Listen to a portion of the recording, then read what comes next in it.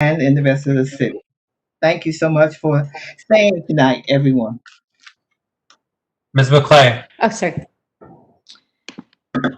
As the granddaughter of a former Metropolitan Police Department officer who spent over 30 years on the force defending this city, I find it highly offensive how members of the board have disparaged police officers through this resolution. In our city, our police officers, they risk their lives every single day, and members of this board have tried to capitalize on an incident that took place half a nation away. Never mind the fact that we have no authority or control over anything in this resolution. And the SBOE is a policy approval body for education policy in this city. Minneapolis is not Washington, D.C. I repeat, Minneapolis is not Washington, D.C. Our MPD and our Capitol Police, they keep our city, the greatest city in America, safe, and they protect our streets and our schools. Since I started on this board, we've had children bring knives, guns, and other deadly weapons to schools. In fact, just a couple months into my term, a Black 3-year-old brought a gun into a school, and it was found none other than by an SRO. It's not just police inside schools, but all of the police working in our communities that keep our families safe. 5 years ago, while I was walking in my neighborhood in broad daylight at 8 a.m. while there were students walking to school, a drug-addicted man with a semi-automatic weapon stole my very young neighbor's backpacks right in front of me from inside their house. Who is there to help? SROs.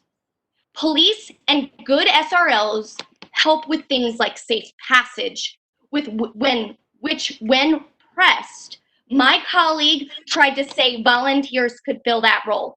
In fact, our city has tried that in the past, and it failed miserably.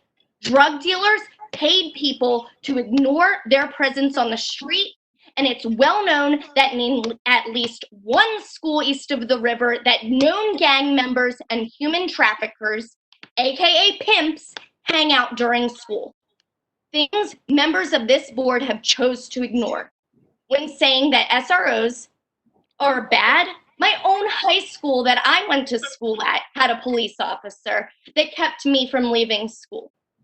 SROs are in many schools and serve all students, not just students of color. A recent study showed that an increase in social workers is actually not the way to go. In fact, the turnover rate for social workers is 30 to 65% across the US in some agencies, and depending on the jurisdiction. Good SROs lead to improved police call response and reductions in truancy. We've seen with Parkland what happens when there are bad SROs. I shiver at the thought of replacing trained professionals with social workers. Rather than eliminate SRO programs where issues exist, communities should implement needed reform, including replacing officers who are not suited to schoolwork with more carefully selected personnel and improving training of all SROs. But I will be voting no tonight, and I find it deeply disturbing that we were removing safety from our schools when it is needed more than ever.